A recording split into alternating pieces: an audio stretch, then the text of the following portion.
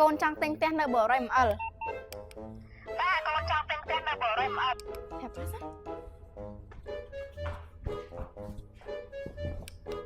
តាកូនចង់ទិញផ្ទះនៅបរិមអលថៃនឹងកូន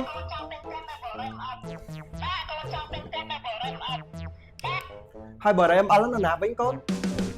ចង់ស្គាល់គម្រោងអលស៊ីនារីនៅទីណាមែនទេសម្រាប់ទីតាំងស្ថិតនៅលើបណ្ដោយផ្លូវ50 ម៉ែត្រក្បែរផ្សារទំនើប Eon 3 និងប្រលានយន្តហោះថ្មីដែលជាទីតាំងកំពុងតែមានសក្តានុពលក្នុងឱកាសពិធីបុណ្យចូលឆ្នាំថ្មីប្រពៃណីខ្មែរគម្រោងអលស៊ីនារីបញ្ចុះតម្លៃរហូតដល់ 10% នឹងមានការវាយបំបែកក្អមមានយករង្វាន់ជាច្រើនដែលមានដូចជា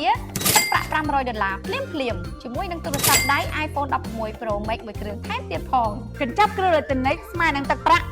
$3000កញ្ចប់ដេកផ្ទះស្មើនឹងទឹកប្រាក់$5000បន្ថែមទៀតលើពីនេះនឹងមានការបង្វិលកងយករង្វាន់កាដូរំសាវរីយ៍ជាច្រើនថែមទៀតផងសូមរួចរាន់ឡើងកុំឲ្យឱកាសប្រូម៉ូសិនមួយនេះកន្លងផុតទៅសម្រាប់ព័ត៌មានលម្អិតលោកអ្នកអាចធ្វើការឆាតចូល Page សូមអរគុណបុរី ML ធ្វើឲ្យជីវិតកាន់តែមានសុភមង្គល